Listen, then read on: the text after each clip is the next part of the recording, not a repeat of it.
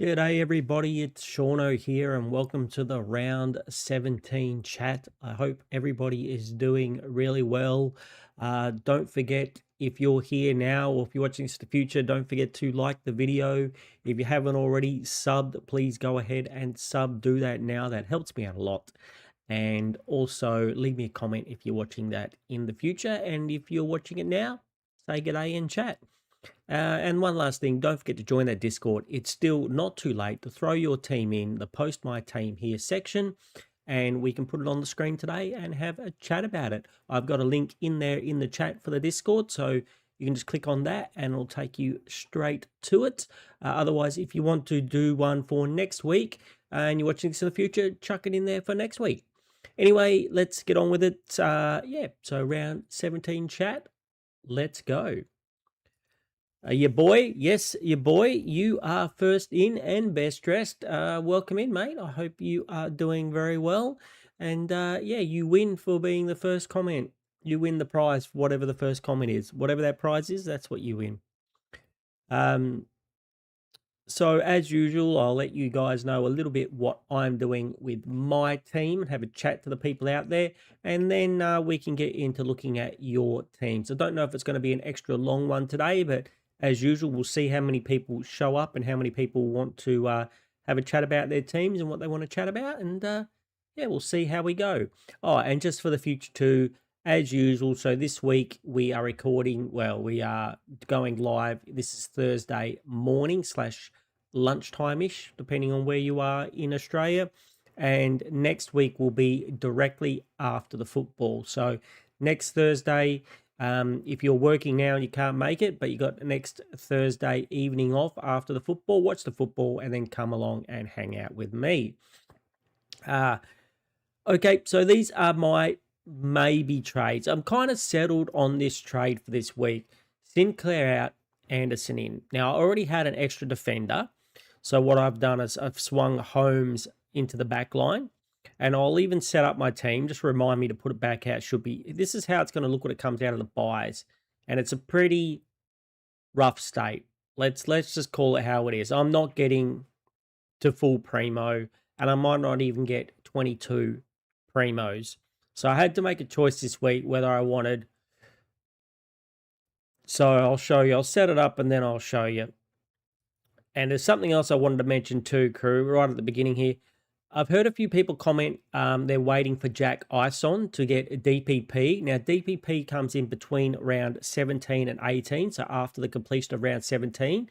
Now, as far as my information has been given to me, they need to play 8 matches to get this last change in DPP, and Jack Ison will only have played 7 matches. So I don't think he's going to qualify.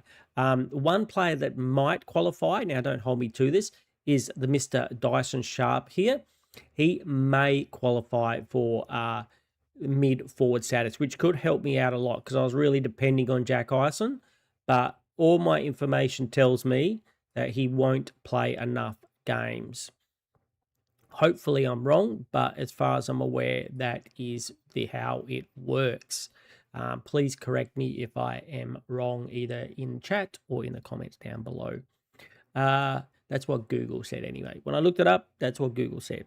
So this is what the team will look like coming out of the bye. So we're going to have Holmes, Ash, Whitfield, Wilkie, Clark, and Dacos. A couple fake primos, but in theory, a full back line. Butters, Anderson, Bont, Dacos, Callahan, Rao, Walsh. And then we've got a spot here which will either loop HK, Hawkahan, or Fitzgerald. And hopefully that, you know, one of those two, I can get myself a 70 or an 80 score minimum. We'll have Grundy and Jackson. Not very happy to hear Laddams is playing this week. So after I've got Grundy in, he's basically shit the bed every week, and now he's going to be dual rucking. So just another mistake that we can roll up of paying, you know, 700k for a player who we thought was going to give us 120 pluses every week, and it doesn't look like that's going to happen. Hopefully Laddams gets dropped the week after. Sorry, Laddams, but, you know, it could help my Supercoach team. Then in the forward line, we've got Sheasel, Horn, Francis, Petrarca, Pickett, Durham, but we have to play Mitch Pod on the field. And we've got Gorn in the flex. So if you look at my team, we don't even have 22 guns, which are going to score. We've got a rookie here and a rookie here. And now we've only got 3 trades left. So my big dilemma was, do I go for someone cheaper than an Anderson? So if I reverse these trades, say we reverse the trades, confirm. Say we went a Will Day here. Take Anderson out, or even, I mean, let's, for the maximum amount of money and just for the sake of argument, I probably would go Will Day. But say we went Luke Parker, who I don't really like as a pick, to be honest. I've had a good think about him this week and I don't really like it. So, but say for this we do to get the maximum amount of money. That would, so then we're down to 3 trades. But then this way, potentially in a week or 2, we might be able to, complete our team. So say Artemis comes in this week and we went, say, Dirksen down to Artemis.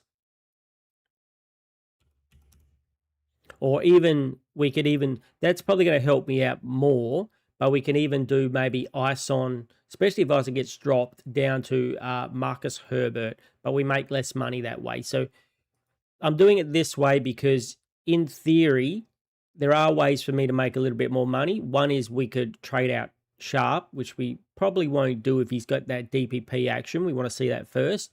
Or we could trade out Edwards. If Artemis comes in and looks like he's going to stay in the team, we wait a few weeks and then Edwards could be worth 250 as he's only got a break even of 7. So he can make some more money. And that way we could afford like a Will Day. But that gives me 277K. And then I can put it on top of Thomas Edwards down here.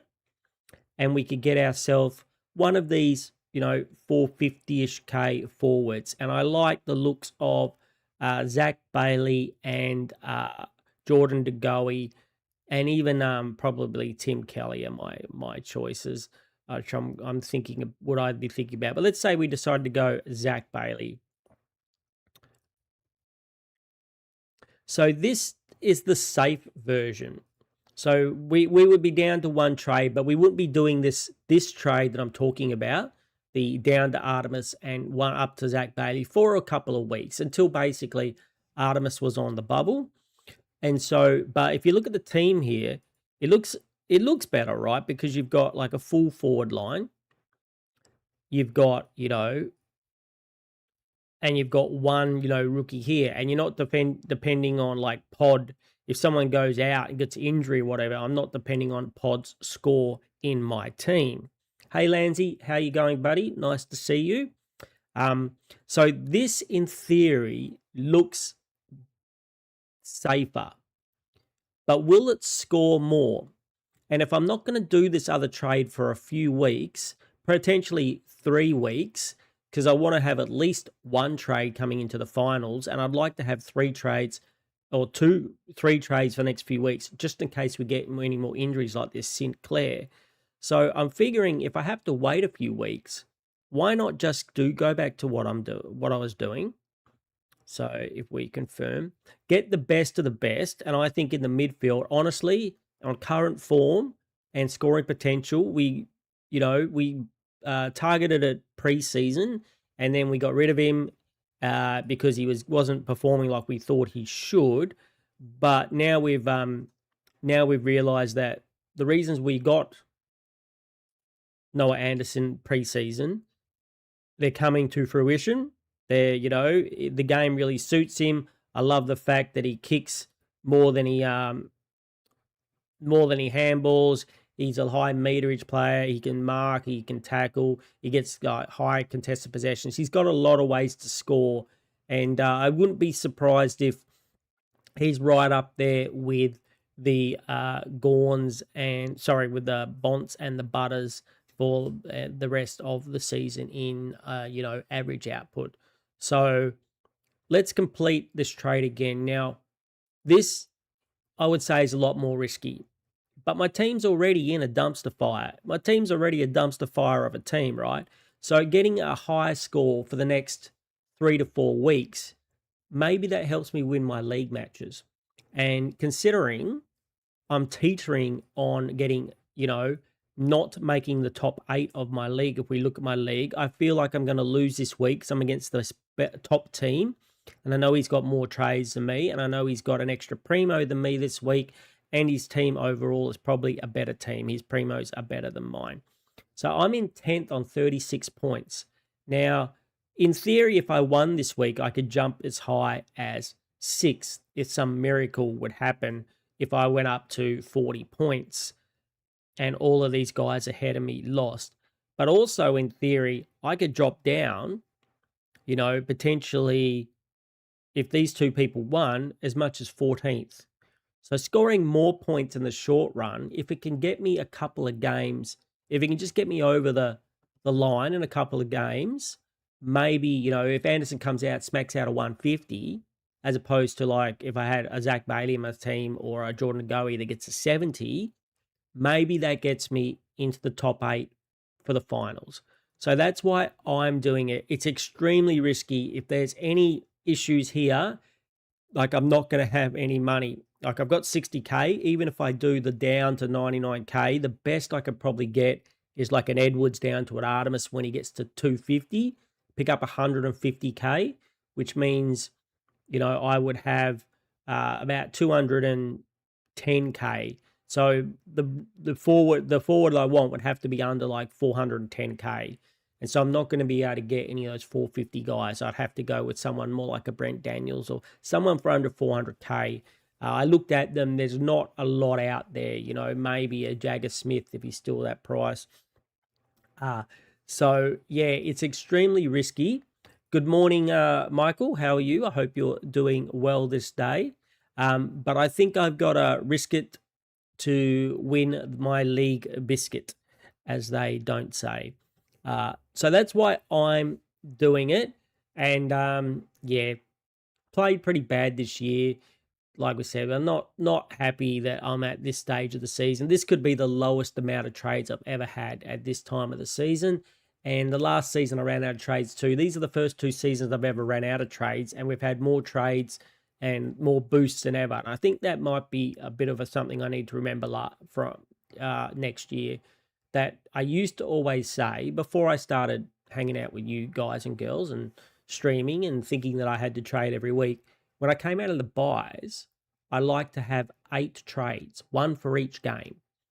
At least 1 trade for each game. And this whole completing your team coming out of the buys, that never mattered to me. What mattered to me was being in the top 8 of my league. So if I was struggling like I am this year to make the top 8, I would, swing the trades. But if I wasn't struggling, like my friend there who's in the number 1 position of the leagues, Brad here, and he told me he had 17 trades like 3 weeks ago. I'm sure he's made some since then, but if he's still got like 12 or 10 trades now, there's almost impossible for him to, not finish in the top 4 and not to have a really, really good chance of winning the league. And as we know, I would love to win the 50K at Supercoach, but you got to beat 200,000 other players, so it's not very likely. But winning my league is very doable, and I've done it multiple times before, even though I'm up against some very good players. And so next year, unless after the 3rd or 4th week I'm in like the top 100, I think trades I need to smarten up. And I actually did a little bit of a spreadsheet, which I know you guys love it when I do spreadsheets. Where's the Simpsons? That's what we do when we get the spreadsheets out. So where is the spreadsheet? No, it's not that one. It's not that one either. Bad trades. So besides having 17 injury trades this week, which is another big reason why it's been a pretty rough season, these are all my injury trades that I've had, crew. I've got Goulden, Young, Rosie, Deb Robertson, Petrarca, which I've spelt wrong there, I'm pretty sure, which was 2 trades because I traded him out and I traded him back in. Sherry that I traded in and then I traded back out. Tim English, Myers that I had traded in and then I had to trade back out. Parrish, McCluggage that I traded in and had to trade back out. Noah Anderson that now we can make this a 2 trades as well. So we can make this 18 now if I do this trade this week where we traded him out and we traded him back in. Sinclair and Flanders. So that's 18 injury trades this year. And then I've made some pretty dumb moves as well with trades. We got rid of Sardis too early. Anderson out too early as well. Well, we can we didn't wait for him to come back, I guess. Parrish, we got rid of him too early. Lombard, we got rid of him too early. Lost like 100K there. Parrish, I don't think we lost much money. Jagger Smith, we probably lost about 80K. Got rid of him too early. Bont, too expensive. We paid like almost 700K for him. It didn't work out. Gorn, we paid 700K. It's worked out, but it was still too expensive. Grundy, 685K. It's definitely an absolute disaster now. He's double rucking. Houston, we had him in. It's a fake primo. Clark's a fake primo. McCluggage was a fake primo. Josh Dacos a fake primo. Walsh a fake primo. And Rao is turning out to be a fake primo as well. So not only did we have 18 injury trades, we got a lot of bad trades there. We either traded too early, got in players that were, injury prone or injured and not coming back like McCluggage. So just for next year, that's just to remind me, don't do dumb shit like that. Injuries have been woeful. And I've got 18 there, and a lot of people could be even worse. If you've had, over the last couple of weeks, there's been other guys, like if you have Sherry in your team, he's out again now. Not that he's been great, but it's only for 1 week, we think. People have had Archie Roberts. He's gone down. Justin McInerney has gone down. So, I'm at 18. So there could be people out there who could be at, 20 trades, for the season, but purely injury trades. And I'm thinking that in past years, it'd lucky to be 10. In most years, for primo relevant players being injured, I think most years 10 is probably a lot. It doesn't mean that I'm being good. I've still been played bad. Just played bad this year. Your boy, Sean, teams filled with primos with 6 trades left. Oh, yeah. Your teams filled with promos. I assume you mean primos. I know you do. 6 trades left. You got Sherry out this week. You're not going to hold him? Thoughts on move him or wait to see if he's back next week? You're top 2 in your league with a game in hand. If you're top 2 in your league, mate, just keep it.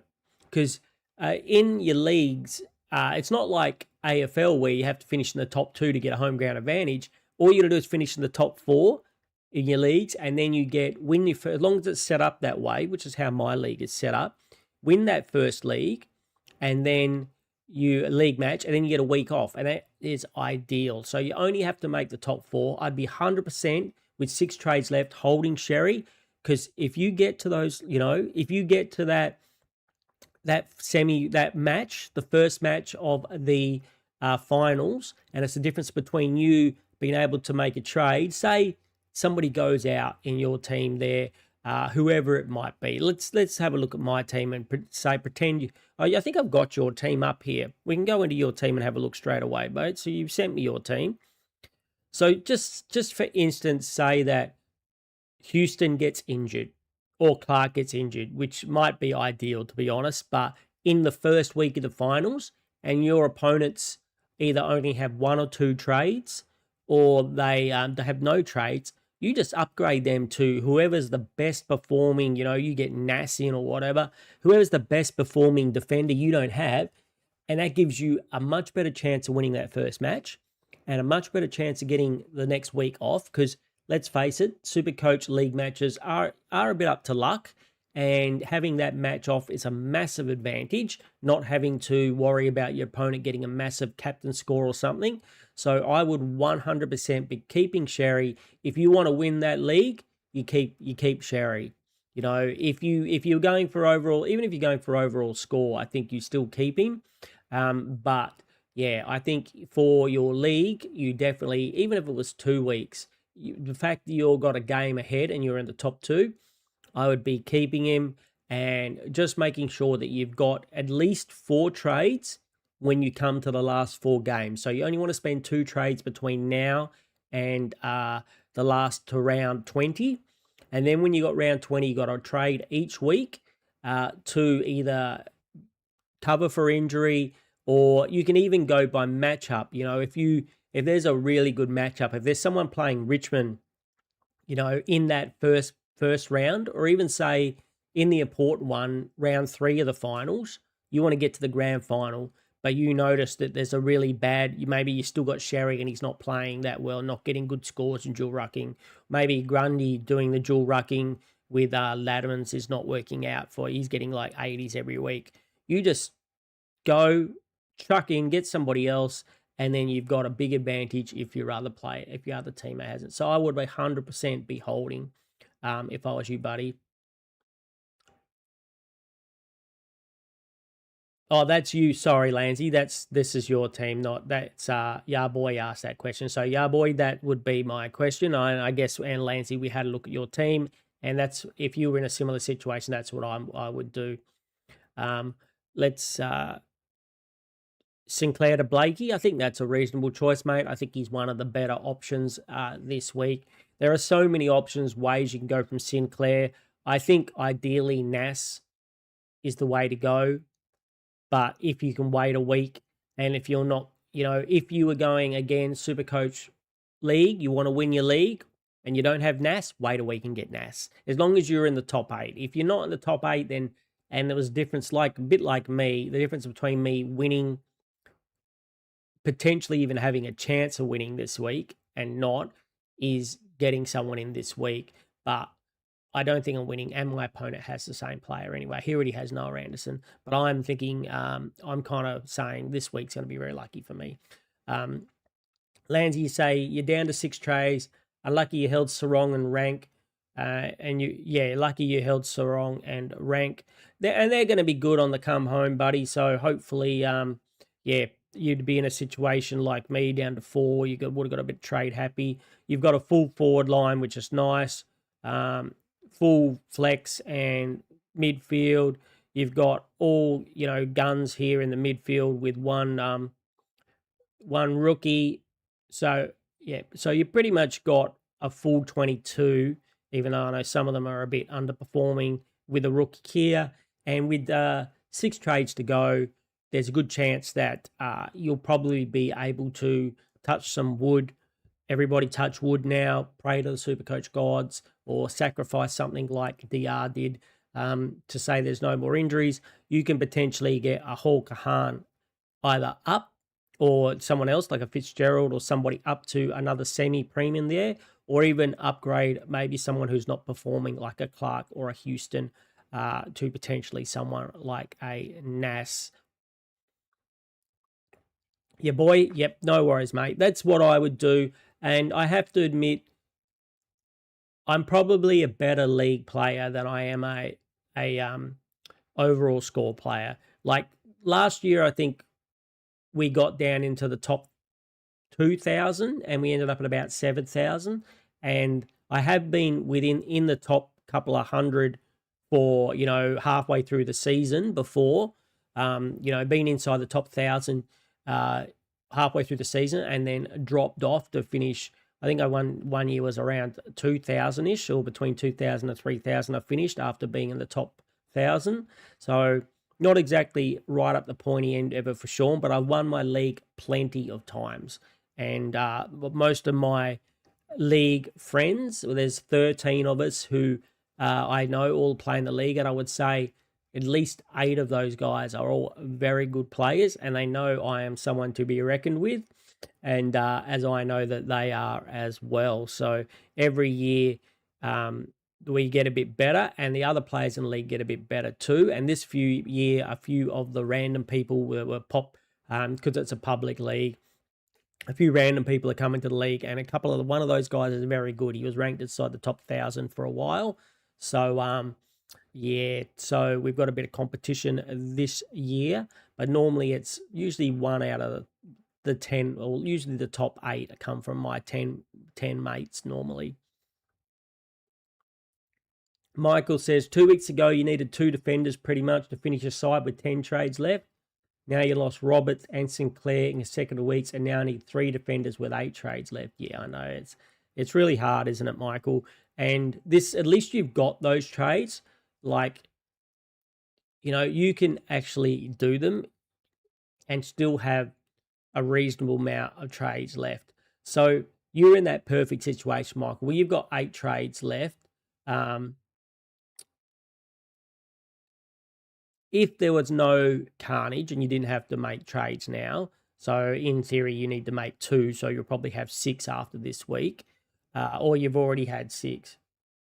I'm not too sure if you mean you've got 8 after you've traded those. So if you've got 8 after you've traded Roberts and Sinclair, that's really good, buddy. So that's what ideally I should aim for every year. Primo team or not. Full primo or not shouldn't matter to me unless I'm in the running to win the 50K. What should matter to me is I'm in the top 8 and I have 8 trades coming out of the buys. And not a lot of content creators will say that. Most of them don't play for their leagues. Most of them play for overall score. But honestly, even though my overall score has been improving, crew, if you didn't see my review videos, I've got a link down there in the description. Please go back, at least like the videos and watch them if you can. We did have a very good week this week. I almost scored my highest score of the season. I'm not for the buy rounds, for the entire season. I think my highest score is 2,330 that I scored in round 1, which is the saddest thing I've ever heard, that I've done, you know, used all my trades and I still haven't outscored my round 1 team. But we got 2,321, which was a top 1% score, and I jumped 11,000 places. But I'm still in 40,000, so, you know, who cares? So now it's, I mean, for a while it's been about my leagues, but even then I've kind of blown my leagues by not saving enough trades. But in the same way, if I don't make the top 8, what does it matter? So it could just be a write-off season for Seano, but occasionally these things happen. It wouldn't be the first time that I've had a write-off season.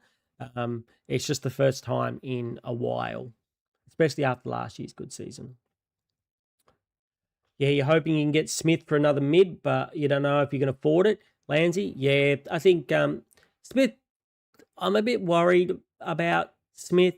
He's going to score you really big when he's there, but I'm still, are they going to rest him again? You know, the late outs and stuff, you know. You want him, if he was going to play every game, you'd just lock him in there and say, yeah, especially if it's come down in price. And I think it's still worth the risk to get him, because if he's in your team, if your opponent has him in Supercoach finals and you don't, could be a nasty watch. But at the same time, if he gets rested in the round 21 or 20, now, if he gets rested in around 20 or 23 or 24, and you're in any of those rounds of Supercoach finals, that could be an absolute disaster, especially if you don't have trades. But he's still one of the best, so I totally understand why people are going there. You got like nothing in the bank, yeah. Well, I'm as you saw from what I said, I'm really risking it to win the biscuit. And considering I'm winning it, I'm winning it, whatever I'm doing, like the video now. We've got 10 people watching, so please go ahead and like the video if you haven't already. And again, if you're watching in the future and you haven't already liked the video, please go ahead and like the video. You're currently 7th in your mates league with 16 of us, and you have an easy run home, so you just might wait for, yeah, I think Nas as a pure defender, I think it is definitely, I mean, you 100% want Nas more than some of these other fake guys, like the Clarks and the Houstons, Lansy. So I think if you think that even if you drop some places this week, but you've got, you know, a lot of teams that in the bottom end of the ladder you're playing who you're going to beat, easy beats, as we like to call them, coming up in your league, and you can wait for Nas, I would probably wait for Nas, and I like Nas better than Blakey. I think they've both got ceilings, but I think Nas will hit it more often. Blakey can get and he's probably got NASA's going to get some more tags for sure. He has to, right? Even the teams that don't really tag, surely they're going to look at Nats and say, this guy's just killing teams. Like he was everywhere last week. He was carving them up. He was destroying him. Like, even if you're not a tagging team, why wouldn't you? At least you got to sit somebody, put somebody with him to go, close. You can't let him run like a madman, like some teams do. He just tears you apart. If you got any chance of beating St Kilda, you basically have to tag Nas. That's the way I see it. I don't see how other teams, even if you're a non-tagging team, surely you make an exception for St Kilda. One of these teams where it's a real one-man show, He is the difference. When Nas goes off, Saints usually win. If Nas is held, sometimes they win, but sometimes they don't. Unless you're someone like, Sydney or whatever, who are a much better team, but even then they're going to tag him, and maybe that's why they're a much better team. Michael says 8 left. Roberts out last week, but still need to trade Sinclair, so you'll have 7 after that. Still reasonable, still more than me. I can't really say much if people got more than me. Thoughts on Banks? Yeah. Okay, so I did consider Banks. We can have a bit of a look. If there was no Jaden Short in the team, I'd be a lot more keen. But I think if you've got a lot of trades, if you want Sam Banks to be your 24th player at the end of the season, I think it's fine. Do I want him on my field in one of these valuable mid or back positions? The answer is probably no. Do I want a guy who, is going to score between 70 and 90, maybe even between 65 and 90? Hopefully he keeps up 87 and 90 the last couple of weeks. This role, hopefully he holds that. Even if he was so best case scenario from what we've looked at here is he's an 80 to 90 guy. Do I want that in my defense or midfield when I could pay an extra $250K and get a guy that can get 150 on a good day? That's what I think you have to ask yourself. If you've got a heap of trades and lots of money and you're like, I want the coverage and I intend for this guy, I'm going to have a full back line of all premium or potential premiums. I'm going to have a full midfield of potential premiums. He's going to sit on the bench. Maybe you can swap him with HK, Hawker Harm, between, back and mid to cover if you need cover. Maybe you can loop him on if you've got a loop. In those type of situations, I could be behind it. But as an on-field player, I don't think I like it. So I think it's very situational what your team situation is.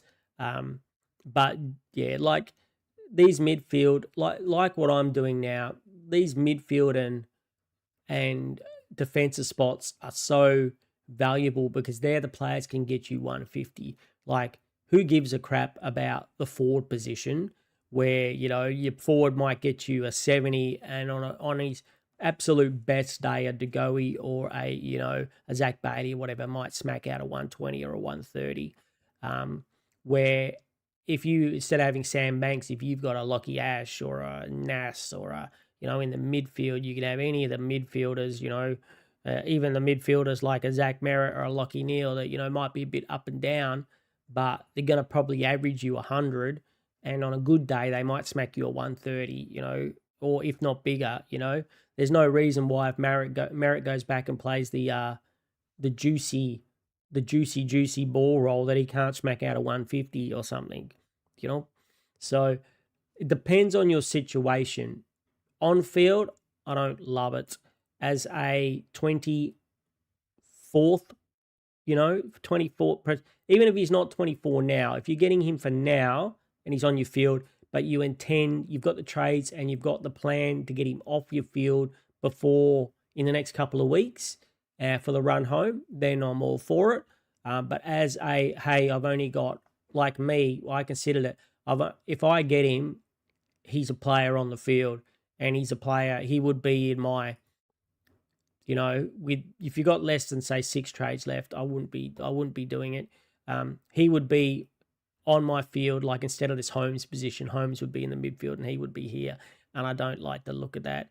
Yeah, like I said, I'd even prefer to pick up someone like, and even then, if the 24th player, if you're loaded with cash, surely your 24th player would be nicer to have somebody who can. So I guess the good thing about him is he's got DPP. So, but it'd be good to have like a 24th player, even one of these forward mid guys like a Zach Bailey or a 400k, like someone who can get a 120 or a 130. Now we haven't seen Banks do it this year, and he had a decent run last year. If we go and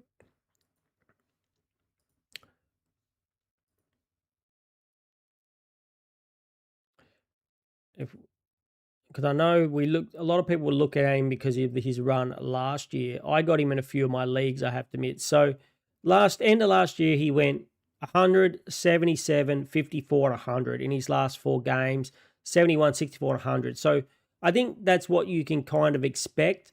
He has got a 129 before, but he only got one. So it's like a miracle if he gets you that huge score. He has got quite a few 90s. So I think you can think there is a 90 or 100 there, but I've also got a feeling that was Jaden Short playing in these games? Let's have a look. Round 21 to round 24, especially 21 and 24.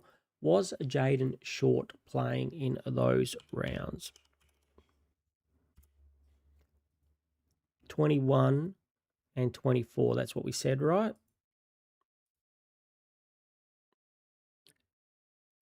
Oh, he was, but he didn't score very much. Okay, so they played together. Fair enough then.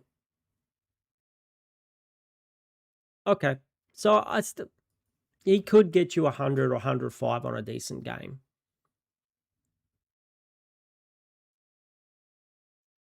Yeah, so I think it's reasonable, but I think you're going to have to expect that if you've got him as an on-field player, there's a 60 or a 70 coming every second or third week. Maybe there's 100, maybe there's a 90 or an 80, maybe he gets a few. If you get him and he gets a few hundreds in a row or a couple of 90s in a row, it's a success. If you get him and he goes 60, 70, 105, 70, 90, 80, 70 for the rest of the season, then you're probably not going to be very happy with that. When you might even be able to get someone like an Artemis, who we're yet to see if he's going to get named this week. I don't know. Have we heard any rumors about naming? Usually what I like to do is I like to go team whispers, but also I like to go to the club, Essendon Club. Caddy, we got a lot. Quite often they will put you in the, they'll say, hey, we're going to play. Nope, there's nothing there. And in the team whispers,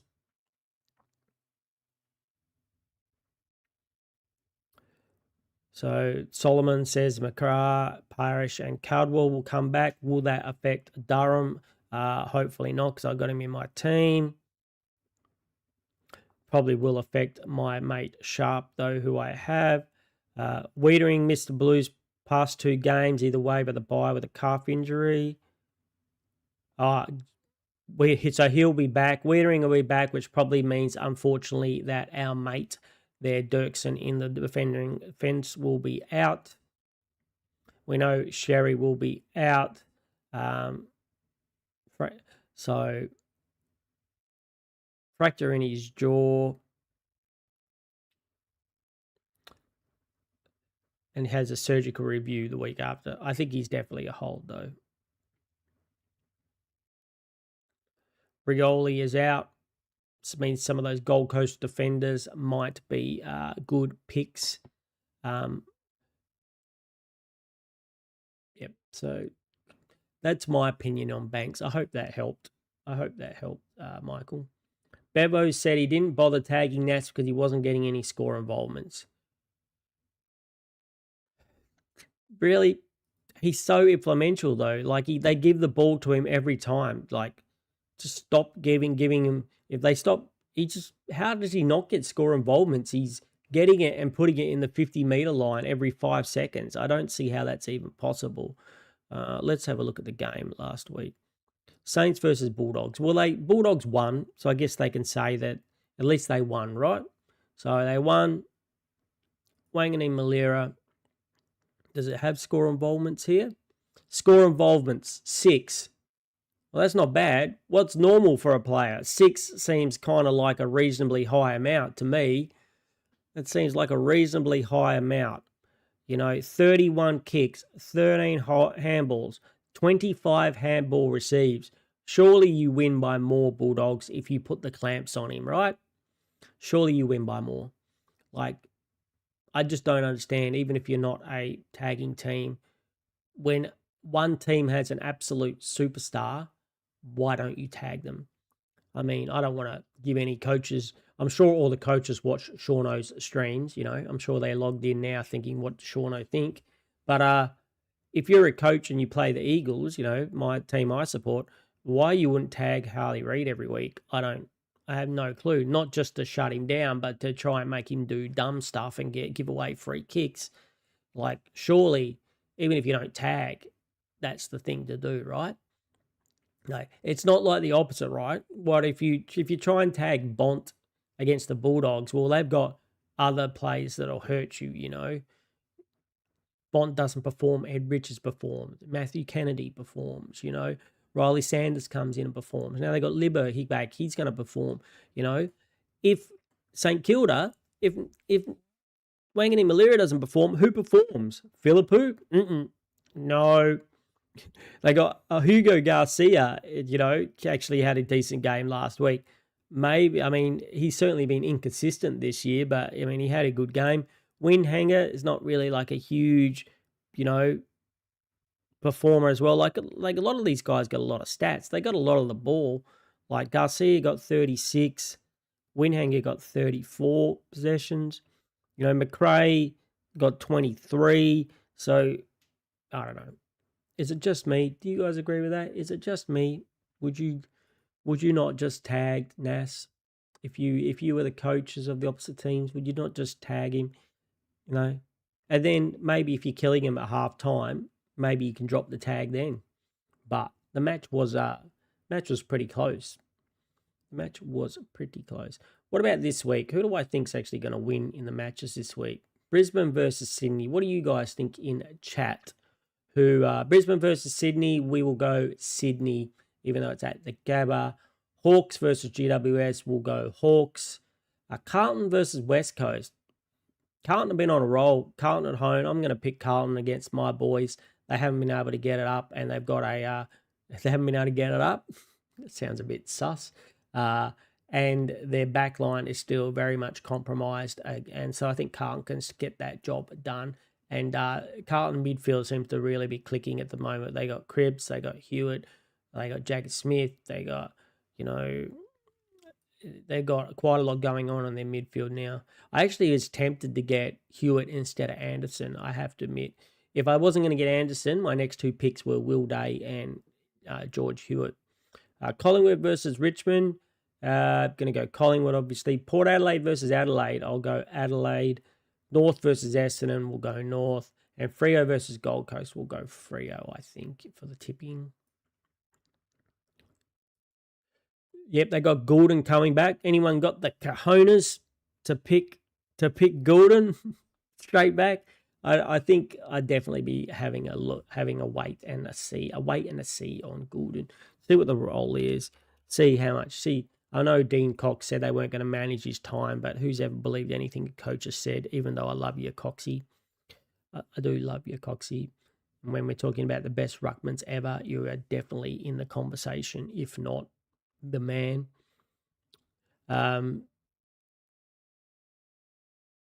Gordon, he's got Brisbane this week, then Bulldogs.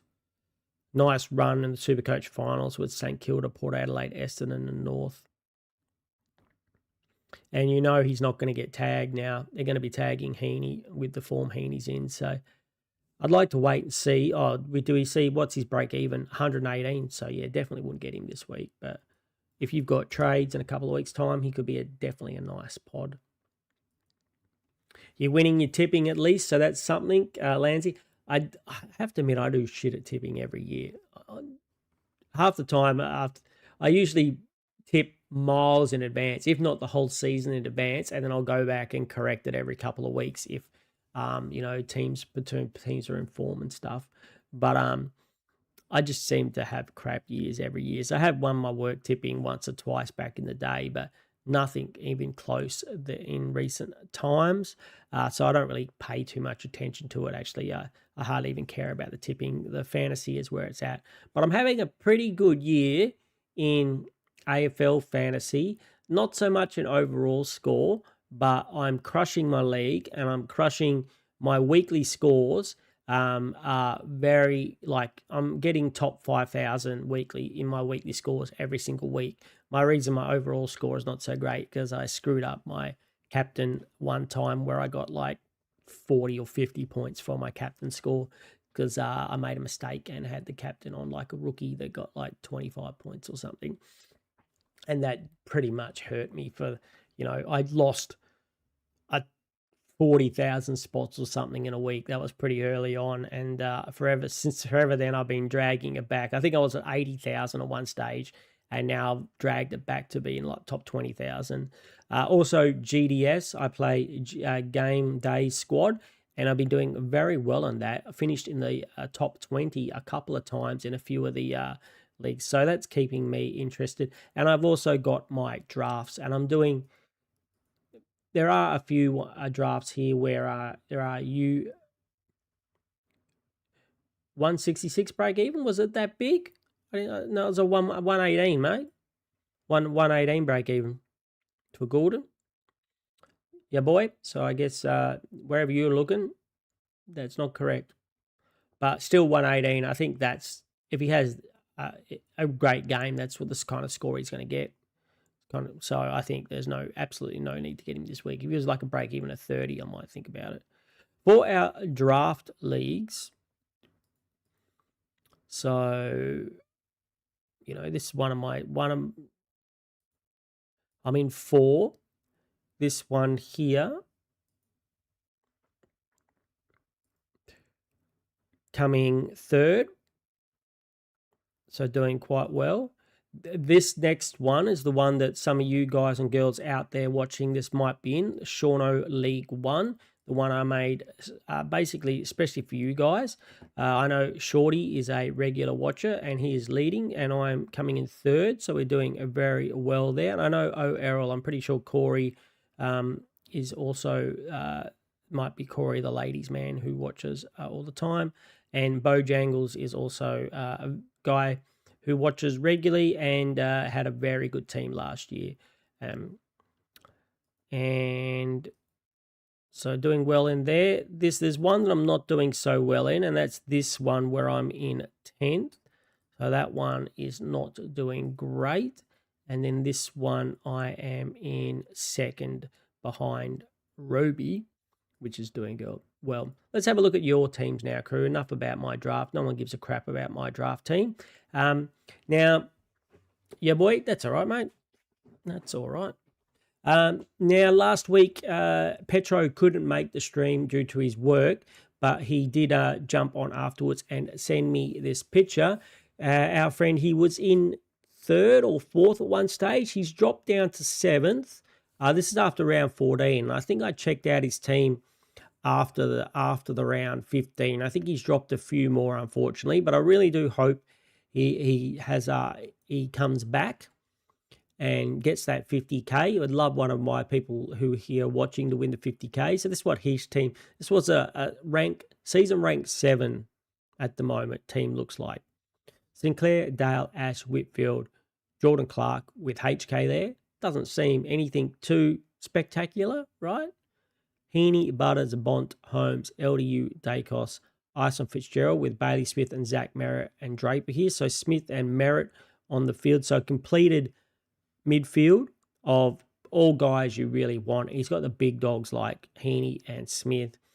And he's obviously got Holmes here as well that he could swing back to this HK position. So in theory, he's got one rookie spot either there to fill. He's got Gawn and Jackson. Oh, he's also got another midfielder here in his flex as Dawson. So, yeah, so he's pretty well and flexible. He's flexible and he's well set up. I think now that Grundy is shitting the bed, I would much prefer to have a team like his where he's got this nice flexibility where he can work out, he can get either Fitzgerald or HK on in this position on whichever line he wants them to be. He can swap them. He can loophole to get the best score. In a forward line, he's got Sheasel, Petrarca, Miller, McKenna, McKercher, and then Pod as his last. Pretty much, he's got two positions to fill, but basically only one to his 22 primos. Now you probably look at this team, and you're like, that's not much different from my team. It's just probably good trading and good captain scores. Oh, he's got Grundy up here as well. So Grundy comes down, so he's actually only got one spot to fill. He's got 22 primos, and he's only got really one spot to fill, which is probably going to be down here, one of these forward spots if he wants a 20. If he's happy to roll with, he's got Alga here, so he doesn't even need to do that. If he's happy to roll with one of these guys on the field, and then maybe get a 24th primo if he's got the trades. He's got 7 trades left. Now, if we have a quick look, though, I'm pretty sure that he dropped a few spots, unfortunately. Rivalries.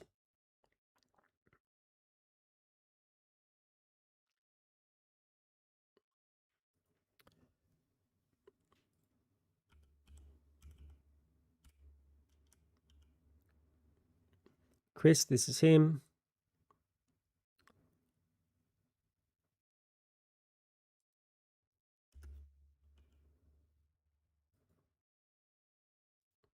Yeah, he's dropped down to 16, unfortunately. But, he's got some trades to sort it out. So hopefully he starts his run now after the bye.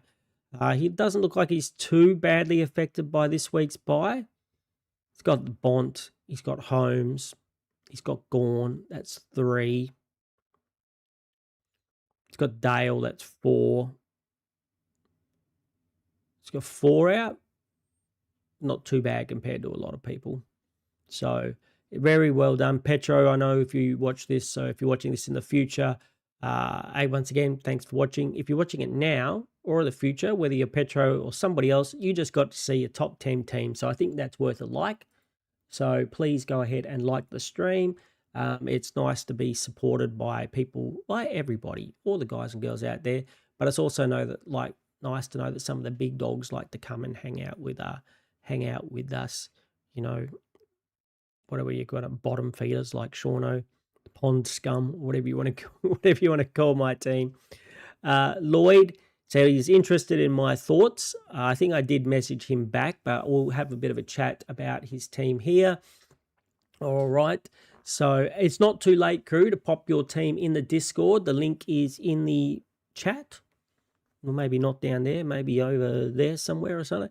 Top of the chat, the link is there. Or if you let me know your name of your team in the chat, we can also look it up, just like we looked up Petro's team there. It's always better if you do it in the Discord, because then we can see your current team. I'll only be able to see last week's team if you put it in the chat, but we can still do that for those people who don't have access to Discord or don't care to join Discords. If you got Discord, join my Discord. If you don't care about Discord or don't know what it is, or I know like some people say I watch one streamer, it's like, I don't even know what Discord is. If that's you, well then fair enough. Just chuck it in chat. We'll put it up on the screen that way. So anyway, Lloyd's got Holmes, Ash, Sinclair, which obviously he will need to replace this week. Whitfield, Clark, HK. Did he tell me how many trades? He didn't actually tell me how many trades he's got, so and how much money, which is always helpful if you want me the opinion on your team, because then I can kind of give you an idea what I would do if I would with my team, and then you can do the opposite, and that probably helps you out well. Then that probably works out the best for you. Do the opposite to what I tell you. Got Dirksen and Anand. Okay. Butters, Bont, Dacos, Callahan, LDU, Rao, Rashenko, Ison with Bailey Smith, Merritt, and Murdoch. That's good. So he's got a full midfield, which is nice. He's still got Murdoch as a DPP swing. Grundy, Jackson, and Gorn. So he's got the full flex sorted. Hey, Lloyd, you're here. Nice to see you, Lloyd. This is your team, then, I assume. 10 trades and 95K? Nice. What position are you in? Can't see that either. How are you going for overall position, or are you going for your league wins? Because if you're in the top 8 and you're going for a league win, you're in an awesome position, mate. And I assume 10 trades, is that after or before you do something about Sinclair? And what are you thinking about doing for Sinclair, buddy? Here's Lloyd here. 95K, yep. So have you got plans for Sinclair? So you got to complete a midfield. Looks very nice, mate. I like it. Love your, rucks and flex, even though Grundy got the same as me, even though Grundy scares the crap out of me at the moment. 177 overall. You're doing awesomely, mate. Well done. That's a great effort. Another big dog in the chat. Probably Nas, waiting a week and doing Nas. Yeah, good call, buddy. I think with your team, I think that's a really good, with your team, I think that's really good. Obviously, overall does make a difference for you then. You've got a chance to, I don't know how highly you rate your league, but you've got a really good chance of, going into that top 100 and maybe deep with those amount of trades, I would think. A lot of people ahead of you probably have less trades than that. So I think you've got a really good chance. You've got your midfield sorted. So I don't think you need to worry about your midfield at all. Your rucks and your flex is sorted. Sheasel, Horn, Francis, Petrarca, Pickett, Smith. You probably, okay. So you've got one spot here and one spot here as far as, you got Murdoch as well. So I think you know more than me, but if let's pretend this was my team, I wish in Dreamland, this is my team and I'm in this position. If this was me, definitely trying to get Murdoch up to another player that can get you a primo score here. The ones I like at the moment personally, so you probably shouldn't pick these guys, but the two I like at the moment is DeGoey is in some ripper form. I still think Zach Bailey is a reasonably good pick, even though he can be up and down. And for the rest of the season, I think he has a high ceiling. And then, and then there's a splattering of those other guys. I was really high on Tuke Miller, but he's been a bit down over the last few weeks, as of most of Gold Coast have been. So I think I would pick who you think is the best out of all of those. Get Murdoch up to them. If not this week, pretty soon. I mean, you could probably live with HK there in the defense, I would say, for a bit. You got Lake playing, which is, reasonable. 95K, you said. Yeah, so you're going to have to go down somebody. I'd be seriously considering next week going Ison down to Marcus Herbert from the Eagles if he's playing his third game, or Rashenko, even Rashenko down to Herbert if he's playing his next game. Probably Rashenko down. This is what I did a week ago with less trades than you. Rashenko down to a 99K. You probably Joel Fitzgerald will be available as well. Ooh, that's one thing you might want to consider, Lloyd. With 10 trades, you might want to go early on Marcus Herbert this week. The reason I say that is because next week you might want Joel Fitzgerald. Because you're going to want to go down from Rashenko and you want to go down from Murdoch. And you've also got Mitch Pod this week. So maybe even moving Bamfield back into the midfield, going Murdoch down to Mitch Pod.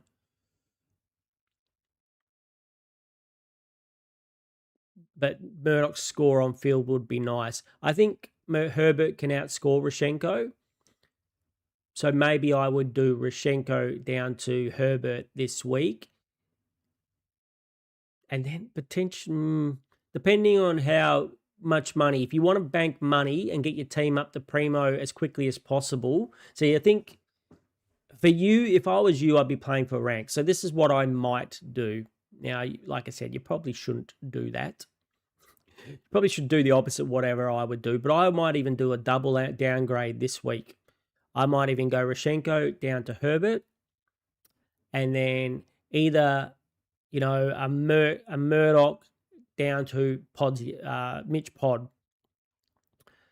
Is Watkins playing? I could potentially, he's got mid forward now, so he's kind of handy for that sense. But that, you might sacrifice a few points this week by doing that. If Murdoch could come out and gets a 70 or something and Mitch Pod gets a 40 or something like that, might cost you a couple of points this week. How many players? You're going to have Merritt here.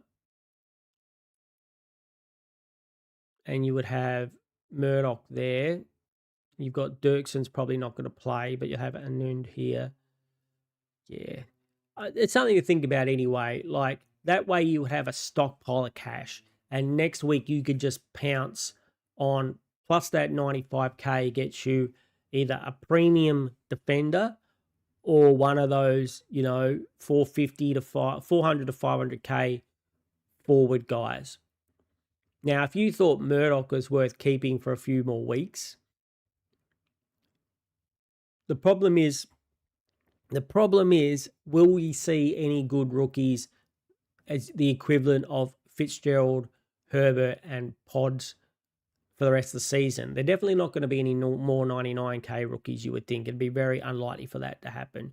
So maybe jumping on a couple of them this week could be an option.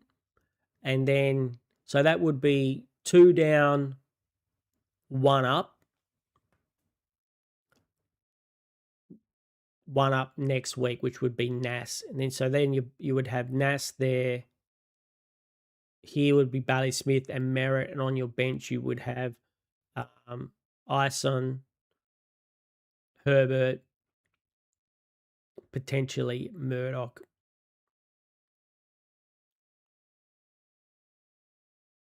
Yeah. I don't know. That's something for you to think about. It's something that I'm not too sure what I would do in your situation, Lloyd. But good luck, mate. All the best. You've got an awesome team. It would be nice to have these problems. These are first world problems. It would be nice to have these problems. Let me know if you're... So you said you want Nas next week. You're just going to go pick... if you like, just pick... You don't need both Fitzgerald and Marcus Herbert. You could just pick the one. Keep Murdoch. Put him down there. Choose whoever's the best. Whoever performs the best out of Herbert or Fitzgerald. Who knows? Fitzgerald, one of them might even get dropped. The only one is if you want the pod, you will need to get him this week because he goes up, right?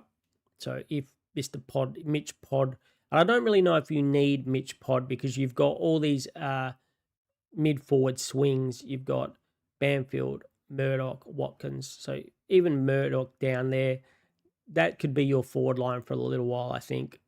I think it's fine to have Murdoch there. The only thing I worry about Murdoch is when he tags, he doesn't get that a big score. But in theory, his score should still be more than Mitch Pod in almost most weeks. Unless Mitch Pod comes out and scores a couple of goals, which I'm pretty sure he'll do sooner than later. But it's just when that happens. So I think you're in a great position, mate, and well done. And I think you've got a little bit to think about. We'll get named who gets dropped. Yep. I think that's a good way to do it, mate. Mate, get all the information before you make a decision. Very, very nice. Cowie, a regular watcher, what does he say? This week he is doing Sinclair, Lombard, and Jones out for Artemis, Durham, and Horn-Francis. I'm hoping Artemis gets named because then in about 2 to 3 weeks he'll be in prime picking for me for my last downgrade or last money-making trade from the back line. So I'm hoping he also gets named this week. Durham, yeah, I guess you need a forward line. Let's have a look. You need a forward line, do you? Yeah, you're getting Durham and Horn Francis completing your forward line. You've got completed rucks, Holding, Sherry, I hope. Mitch Pod as coverage, nice. Heaney, Dawson, Bailey Smith, Butters, Anderson, Bont, Dacos, and LDU. Full midfield, nice. And then back line with 2 rookies. Dirksen probably not going to play if Wiedering comes back. If he does, that's really good news for our teams if he's holds his spot. But as we've seen so far, it's usually Wiedering in, Dirksen out, like for like. So we'll see if that's what happens at Carlton, which I'm assuming that's what's going to happen. You've got the 2 best rookies here. If Artemis plays, well, we don't really know. So you've got 3 really good rookies here. So you're sorting out your forward line. You're you're in 1248. So it's a very good ranking. And you're going the safer option, which is probably better for your rank. Do you tell me how many trades you got? Oh, he's gone to Goey instead of Durham, which I probably prefer. I don't know. I think they're both okay. Goey is the one in better form at the moment. Doing as now, next week we'll get Nas with 1 trade left. Okay, so he's down to slim pickings. So he is doing what I would probably do if I was in his position, going the slightly safer role where he's got a shit forward on the bench and forwards that can actually score him decent. Instead of Durham here, he said he's got DeGoey and a full midfield, full ruck, full flex, and then come down to defense. He's got a choice out of 1, 2, 3. We're going to say 3 playing rookies. It's with 1 trade. Yeah, it's safer. I think the defensive rookies are probably safer. Maybe you'd want to think about, he's still got Sharp as well, who he said there's a chance of getting DPP. Maybe you want to think about doing what I'm doing and running Pod as your 6th forward and actually getting a primo, instead of having another primo defender who can get you a 150 instead of a Durham or the thing that I did think about DeGoey. DeGoey has scored like 130 last week or whatever, but I don't think he's going to do it that often. So if I thought DeGoey could average 100, I'd be like doing that every day of the week. But if I thought, he's going to get me some 70s where you could have a Lockie Ash here or whoever it might be who could smack out 120s or 130s, I might do that. Yeah, interesting, mate. Also, very well done. Congratulations on your very good rank. Don't forget to like, people. We got 13 people watching, and how many trades have we got? Sorry, not how many trades. We got no trades. We got 10 likes. Not bad. But if you're watching now or in the future, please go ahead and like. Seano keeps begging for likes all the time. Kind of used to it by now. Lanzy, we looked at your team, buddy. WCE rule. I know you're here in chat. Thinking Sinclair to Blakey. Any other thoughts from you? And Holmes and Nas to finish off your side. Well, sounds like you know what you want. You're a man that knows what you want. And I think that is fine. So you're getting Nas and Holmes. So you'll have Dale, Ash, Whitfield, Dale, Nas, Holmes with 1 rookie. With 1 rookie. Butters, Dacos, Callahan, LDU, Rao, Sarong, Walsh, Bont, and Smith. So Bailey Smith and Bont go here. So you got a completed defense. Pickett comes down and goes in your forward line. So you got Bailey, Williams, and McAndrew with Gawn and Jackson. So Gawn and Jackson on with one of Bailey, Williams, or McAndrew in your flex. Probably McAndrew, you would think. Kalani White goes back up there. Sheasel, Petrarca, Daniels, Smith, Murdoch, and this will be Bailey Williams with Pods on the bench. Seems very reasonable to me, buddy. So, yep, seems very good. You're going to have, by the time you get in those guys, you'll have a good back line, completed midfield, rucks that are playing. I think you've got the two best rucks. And now I don't think I'd be buying every week the amount of rucks who I like drop. Now you've got the only two rucks that I really like. Gawn and Jackson, I think they're the two safe guys. Grundy, we have to really see what happens with Laddams in the team. And Sherry, well, he's not only is he injured, but he's got this weird no CBA role that means he could be a bit of a roller coaster ride. So I think you are fine with the rucks, and I think, I think that McAndrew in flex potentially, depending. You said could potentially. Well, that's probably where you're going to get the money to get up to Holmes or whatever, I would think. That looks pretty good to me, buddy. Looks like you could have a nice run home. Looks like a nice run home. Seano needs a drink. He needs a drink, and he needs his nose scratched. Sorry about that. Yep, so I like it. I like it, buddy. Go the West Coasters this week. I'm 8 trades. Oh, you've got 8 trades and 136k. So you've got some moves and you've got some space to move as a shake. You've got the best of the you've got some really good midfielders there. So your midfield's going to hold you up. Nass and Holmes, hopefully, get them next week. I assume you must be facilitating that money through. I assume McAndrew gets you the money. McAndrew and Sinclair must be the ones where you're getting the money to do that. If you're still here in chat, buddy, is that how you're getting there? Go straight from a Sinclair to a Nash. You said you've got 160k in the bank, so that's another 60k you need. That leaves you 100k. Then potentially 100k on top of McAndrew is 520. And you said that you want Holmes, who's going to be about 5, how much is Holmes? 560. So you might have to do another downgrades. Excuse me. That's 3 downgrades for you. You've already got Pod. You'll be able to look at Fitzgerald and Marcus Herbert. Again with you, don't forget. So next round we're back to 2 trades around, unless you've got boosts.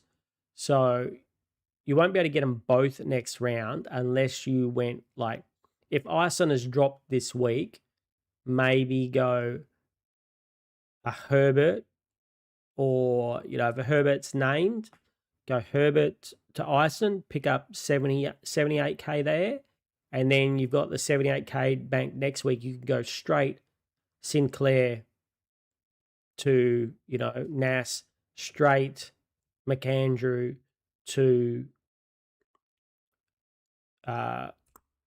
Holmes, and then you'll have 5 trades left.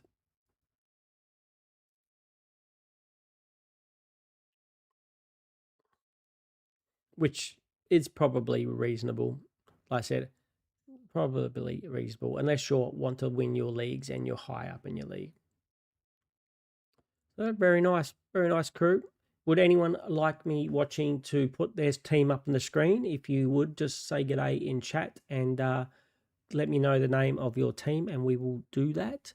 Do we want to talk about anything else? Like, we've done my round review video, so please go back and watch that one and like that one. And we've also done our trades and captains videos. If you want to talk a bit about captains this week, I think it is very easy. So let's optimize my team again. Is everything correct? Just always check that optimize. Never trust optimize to do what you want it to do. So my captains are very easy this week. It's Josh Dacos with either Luke Jackson. I think everyone's gone Sheasel, and I like Sheasel very much as an option. Don't get me wrong, he could be my number one option versus Essendon, but I don't see any reason why Frio's Luke Jackson doesn't do well against Gold Coast. Gold Coast came out and said, we've got a plan for Jackson. I don't know what that plan could be. Is their plan for, the heavens to open up and lightning to strike him? Is their plan to have a sniper in the stands to take out Luke Jackson? Because I don't know what plan they've got that they think it's going to hurt Luke Jackson. So because I want to win my leagues, I'm going to have a look at who my opponent is vice captaining and captaining and make my decision then. But if he goes Jackson, I might go Sheasel. If he goes Sheasel, I might go Jackson, just because I think I'm going to need the extra points to win this match. So it's no point me going the same as him to try and win this match. I'm going to have to be a little bit different, I think, especially considering I'm getting in Anderson and he already has Anderson. If we have a quick look at what my game day match looks like this week. So again, this is my good friend Brad. I'll go out one click to make things a little bit easier, and then we'll go back when we go back to the start of the screen. So as you can see, he's going to have some players come back. He's going to have Pod, Herbert, Ison. Dirksen is probably not playing. So he's going to have 4 rookies come back. Oh, and Lombard. So 1, 2, 3. We're going to assume Ison's going to play 4. So 1, 2, 3, 4. But Dirksen's already here. So we're going to have the exact same amount of playing / non-playing players. All these players here are going to play. And if you look at his primos versus my primos, we've both got Grundy, so it doesn't count. We've both got Dacos, so that doesn't count. So Houston, I sold Houston, so, he can do anything. Against me, he'll probably score 130, but he could also score him a 50. He's got Jordan Dawson, so there's a very, very good primo there. We both got Sheasel, so he's got LDU, another good primo, even though we had a rough week last week. I'm sure he'll bounce back this week. We both got Jackson, and he's got Tracy.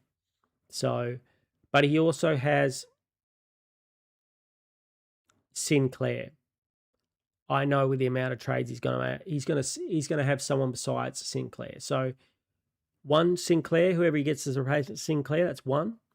Tracy, that's 2. LDU, that's 3. And Dawson, that's 4. And Houston, we're going to pretend like Houston is a primo. He's got 5 primos coming up. Now, me, we both got Grundy, doesn't count. I got Callahan, so that's 1. I got Walsh, that's 2. Both got I got Josh Dacos, that's 3. And I've got Durham, that's 4. So he's got 5. I've got 4. And his 4, which he's already got, sound better than my 5. So that's why I know it's going to be tough for me to win this week. And I've gone and purchased Anderson, which he's already got, which in theory I should probably pick someone else and hope that Anderson has a down game. But I think Anderson's going to be a better scorer for the rest of the season. And I think even if I picked like a Will Day and prayed that Will Day got 150 and Anderson got 100, it probably wouldn't happen. And I'd probably bite myself on the backside for the future. So, yeah. So I'm pretty much, without a bit of luck, I'm going to lose this week. And that way, the captain choice and vice captain choice might be the way that I can sneak a lucky win, just like I did last week with the big vice captain score. So we've done pretty well in the buys. I think I've only lost one of the buys. Is that right? I think we've only lost one of the buys. And so I think we've done pretty good, but it hasn't moved us up the ladder very much, unfortunately. What else were we discussing then? What else were we discussing? Oh, were we going to talk about like options for? We'll have a quick. I don't think we'll make it a long stream today, crew. So we might finish up soon. But one last thing, I know the talk of the town is Sinclair's down. What to do for Sinclair? So let's have a look. I've watched a lot of other streams. I've seen what other people are saying, and I'm going to give you my opinion on what to do. Now, if you need a straight only straight only defender, you don't have the option to do what I have done and like swing a Holmes or someone back into the back line, which most people won't. So if you need a defender and a defender only to replace Jack Sinclair, the two ones that the ones that you really want are both on the bye this week. Holmes and Nas, I think, are 1 and 2, and Ash I would put as 3. If you don't have one of those 3, get him. And if you don't have Ash, well, why not get him this week? Because you'll get this week's score. I think I like Ash just as much as I like Nas, and I like Holmes maybe a little bit better than both of them. That's my tier ranking, like gold, platinum, whatever you want to call it. The best of the best is Holmes. He's proven it with his average. We don't count for Keane. If you were thinking about Mark Keane, I looked at his scores. He's scored this big once or twice before in the last year. Even though last year he took all the kickouts, he still didn't score big like this. He's not like a Whitfield that was taking all the kickouts and scoring like 130s every week. No, he was taking all the kick-ins and getting, 70s and 80s still. So do not pick Mark Keane. Have another look at him. If he does this again next week, especially with Worrell in the team, maybe. But I definitely won't be getting him this week.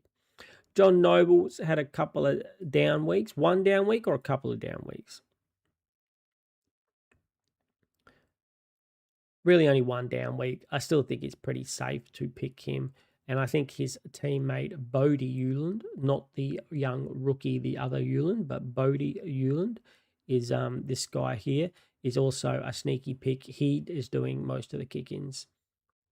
But he, as you can see, when he's got 118, 116, 90, 75, 127, 137. So he is capable of hitting some decent heights. So I think that with Rioli out, I think both of those guys could be, good picks, especially if you want a point of difference, as Noble is only owned by 7.1%, and Bodie Euland is owned by 2.6%. So if you're looking for a bit of a pod, I think they are very good picks.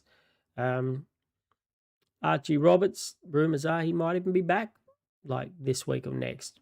Probably not this week, but maybe next week. That would be great if you were a holder. As usual, we've been screwed by the injury list, but what's the difference this year? Luke Parker, the more I look at this pick, I don't like it. He had that blinder start to the season, but it just hasn't been there for him the last few weeks. So since round 9, he's got 94, 99, 73, 106, 79, and 131. So he's only got one big 100 since round 9. I think he's losing a little bit of ball to Caleb Daniel. So he's cheap. If you can't afford anybody else, fine. But I certainly think if you've got the money to pay up a little bit more, I'd probably prefer it. Now, I was super keen on Whitfield, so much so that I bought him in last week. And then all of a sudden, the week Seano buys him in is the week they tried to change up his role. So he's had a pretty rough few weeks, but until last week, I thought his role was still the same. But then last week, they paid him a little bit more up the field, and admittingly, he kind of looked good up the field. He was everywhere. He was getting the ball. He was running through the middle. He was like moving and shaking. He looked good. He was on 84 points at three-quarter time, and then he scored 4 points in the last quarter. So I don't know what that says. It says to me that maybe there are other picks, but he is an absolute bargain and a proven, primo. And at 500K, it's hard to refuse. I couldn't refuse it last week at 520K. So if you, think that they might wake up to their senses and get him back in that role that they love him in, then maybe it's the way to go. A lot of people are picking Blakey. I like Blakey. He has a high ceiling. He also has a floor though, where he can get you a 59 or a 78. But if you look, he's been pretty good. He can get you a 150, 120, 115, or 104, 99, or 91. You'd be happy with all of those scores. You would not be happy with a 68, but Bulldogs 59. So he's got a couple of quite low ones there, but I think at the same time, it looks like he's pretty consistent. You can expect between a 90 and probably a 125 in most weeks. Most be pretty happy with that. I'm not touching Malera. I'm not touching any of the or Worrell or Rory Laird or Keane or any of those Adelaide guys to we see what the team looks like with all of them in the team and it settles down. And I think they have to take some scoring away from each other, just like the old Collingwood boys do, where they steal a bit of scoring off each other. I think 1 week, like Wayne Malera might have a big score. Like this week, Keane had a big score. Malera had not such a big score. Maybe Malera has a big score next week and Keane doesn't have a big score. Maybe Worrell has a big score the next week after that. One of those guys don't have a score. 2 out of the 3 will probably do all right. And if you've got the wrong one, that one might shit the bed. So I would avoid, but at 500K, he is around that same price, but I'd probably go Blakey or Whitfield over Malera. I'd even probably go Bodie Hewland over Malera. He has, I'm pretty sure he just has the monopoly on the kick-ins, especially now that Rioli is out of the team. If we look at kick-ins and we look at Gold Coast Suns. Oh no, he only took 2 last week, so that's not true, Seano. Liar, pants on fire. Rioli's not in, so Rioli's got those 2 kick-ins will go to someone else. But Joel Jeffrey took 4 last week. John Noble took 2. He took 2. Even McAndrew took 1. So maybe not as keen on Hewland as before. Now let's see that. For some reason, I thought he was continuing. Like here, he was taking 7 kick-ins, 3 kick-ins, 5 kick-ins. But for the last couple of weeks, he's taken, they've shared it around a little bit more. Not that they kind of haven't most of the season. So I prefer these numbers where it's like, if this was the same as round 5 with Rioli being out and it was 9 to him and 5 to Noble and only 1 to someone else, that'd be fine. But since Joel Jeffrey's been here, he seems to be getting some as well. So, yeah. Someone asked me, Bailey Dale I still think is, obviously on a bye this week, and Callum Wilkie is also on a bye this week. Both of them are. Callum Wilkie is a good, cheaper option. I think I'm tempted to say I prefer Callum Wilkie to Luke Parker. Maybe that's wrong. But I kind of do. Bailey Dale's had a great season after his bye. Could be one to go there to finish off your defence. 9.8% owned, so a bit of a pod. Like I said, I'm not touching Worrell. Someone asked me, I skipped over Sicily just straight over him last week when we were talking about defenders in my video, and someone said, hey, Seano, why'd you skip Sicily? And I think there are 2 reasons. One is because he's capable of dropping a 74, even though he has had a very good average recently. He's got a 113, a 127, but there's another 70, 114, 110. They have swung him forward in the past, but I don't think they'll be doing that anymore. But for me, he's too prone to doing stupid stuff and getting suspended. Basically, that's why I don't pick him. I don't want anyone who's living on the knife's edge of getting suspended every week in my team for the run home when I don't have many trades. That's basically what it comes down to. I'll take one of the other 500K guys. I will take, even Hewland. I'll take Lockie Whitfield. I'll take Nick Blakey over. I'll take Sicily. He can score well, but he's not going to score anything if he's not in your team.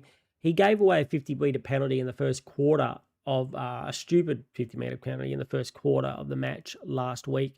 And I don't really I'm sure it was calculated in his score, but at the time I was watching it, he did not have a free kick come up against his name. Now, you guys tell me in chat. None of us really know how champion data works, but if you give away a 50-meter penalty, surely that's, a free kick against comes up next to your name. Nothing came up against his name, and his score didn't go down on the amount of points he was on.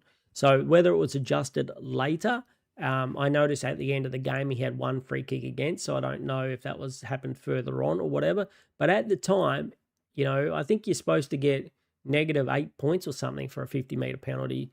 So, I didn't see it, and he still got a 70. But maybe I assumed that it was in there. But at the time that it happened, I was watching the scores, and I was like saying, yep, that's why I didn't pick you. Thank you very much. And I watched and I watched and I watched, and I didn't see any adjustment due to that kick. But maybe that's just Seano's eyes. Caleb Daniel taking all the kick-ins. Same price as Luke Parker. It's had this one big game, 113, can drop a 70 or 80. I'd probably not go there. Jaden Short, does having Sam Banks back in the team affect him a little bit? Maybe. He's had a pretty average few weeks after, can seem to drop you a 60 any day of the week. He can get you 120, but he can also get you a 60. So I don't really want anybody who my rookies can potentially outscore them. Callum Mills, I think, is a nice sneaky pick. I think it is a sneaky pick who I think should be quite good. I think Callum Mills, as opposed to some of these 60 guys, has a high floor. I don't know if his ceiling is the same as some of these other guys, as like a Blakey might get a 150. It doesn't look like Callum Mills has done that all season, but I think he could literally average you almost right on the 100 mark, 95 to 105 for the rest of the season. So I think he is a decent pick. He's just under 500k and he's only 1% owned. Darcy Wilmot has been on absolute fire, and without Zorko and Coleman in the team, he is a great pick. My only worry is when those boys come back, what does the pick look like? At some point when Zorko retires, I think Darcy Wilmot will be one of the number one picked guys in our defense. Whether that time is this year or not, I don't think so. I think basically they're just really easing Zorko in because they want him for the run into finals. So right when you want your Supercoach score team to be firing in the Supercoach finals time, those last 4 rounds, could potentially be when Zorko comes in to get a bit of match fitness before the finals, and Darcy's Wilmot scores go back to these 90s and 80s and, flat hundreds that it was at the beginning of the season.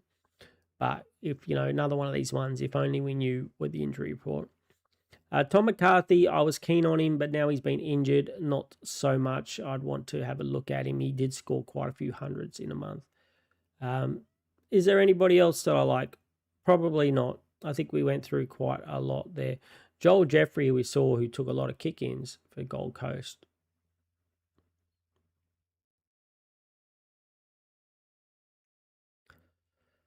Had a good couple of weeks, but pretty average before that. Yeah, don't really love anybody else. And same Mason Redman with no Archie Roberts, but now with Archie Roberts coming back, I don't think it's going to be much of an option. All right, crew, I think we haven't got many people watching. If you are still watching, please like the video. But I think we're going to call it quits for that for today, make it a nice quick one. Like we said, the next Thursday video will probably be will be after the football next Thursday. So I know there won't be, hopefully there'll be a few more people hanging around. And on that one, we're going to do where I'm going to let you pick the name of my team for next season. Yep, we're going to do a poll, and whoever gets the most votes, that's going to be the name of my team for next season. We will reveal the choices next week. We might even put them in the my round review video, so to get everyone, they can think about it right up until Thursday. But like I said, if you haven't already, like the video, subscribe. If you're not already subscribed, please subscribe. We do these live videos every Thursday. So these are my favorite videos of the week where I get to chat with you crew out there, and we get to you guys to put in your team. All you need to do is join my Discord, pop your team in where it says post my team here, and we put your team up on screen and have a chat about it. This week we get to see Petro again, who's dropped out of the top 10 but is racing for that 50k. So let's get on here on Thursdays and get our support behind Petro, and so hopefully can win that that 50k. Did I say 30k? You know where that extra 20k should go. But no, seriously, doggy. So let's all get behind Petro, and hopefully he wins Supercoach, and hopefully I win my Supercoach year by you guys liking, subscribing, leaving me a comment down below if you watch in the future, joining that Discord. And yes, that's going to make me happy, Seano, and it also makes Skippy very happy as well. She appreciates all the support which she is getting as well. And yeah, so I hope everyone has a great weekend. Everyone has a really big Supercoach score, and I will talk to you all again very soon.